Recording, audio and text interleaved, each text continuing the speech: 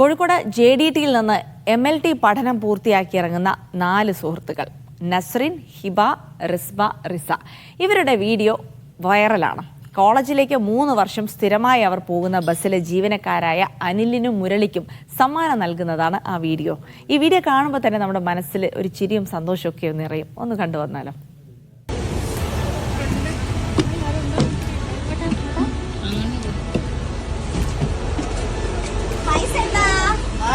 നമുക്ക് മറ്റേ ബിരിയാണി കഴിച്ചാലോ?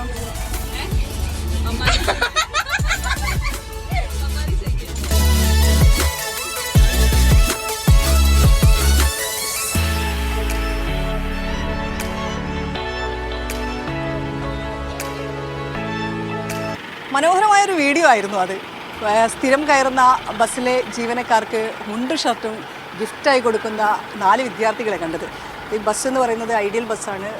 മെഡിക്കൽ കോളേജിൽ നിന്ന് JDT വെള്ളിമാട് കുന്ന് വരെ പോകുന്ന ബസ്.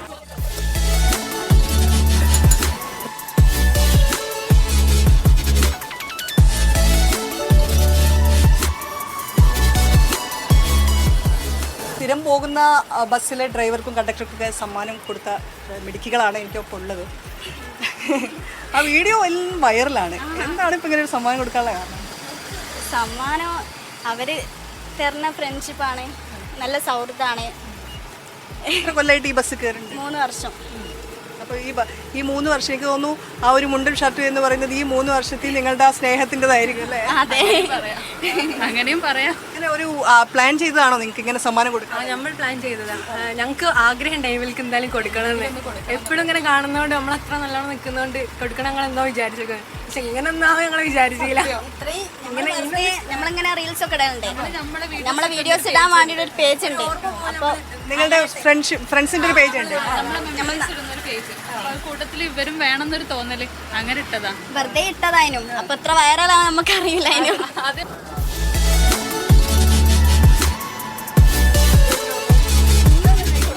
ഇപ്പം ഈ ഇത് കിട്ടിയപ്പോൾ ഈ കുപ്പായം കിട്ടിയപ്പം പ്രതീക്ഷിക്കാതാണ് കുട്ടികൾ കൊണ്ടുവരുന്നത്. അപ്പോൾ എങ്ങനെ നിങ്ങളുടെ ഒരു പെട്ടെന്നൊരു തീരെ പ്രതീക്ഷിച്ചില്ലല്ലോ. അപ്പോൾ അതിൻ്റെ ഒരു ആങ്സൈറ്റി ഉണ്ടായിരുന്നു. പിന്നെ അത് കിട്ടി. അത് കുട്ടികൾ നല്ല പഠിക്കുന്ന പിള്ളേരാണ്. ആ കുട്ടികളുടെ മനസ്സ് വല്ലാത്തൊരു സംഭവമാണ്. പക്ഷെ അത്രയ്ക്കൊന്നും യോഗ്യത ഞങ്ങൾക്കുണ്ടോയെന്ന് ഞങ്ങൾക്ക് സംശയമായിരുന്നു.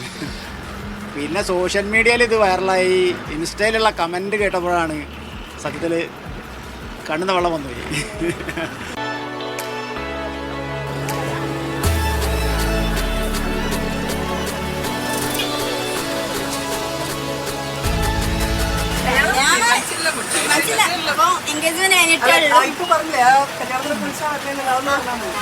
കല്യാണത്തിനെ കുളിച്ചായിരുന്നു കേട്ടോ.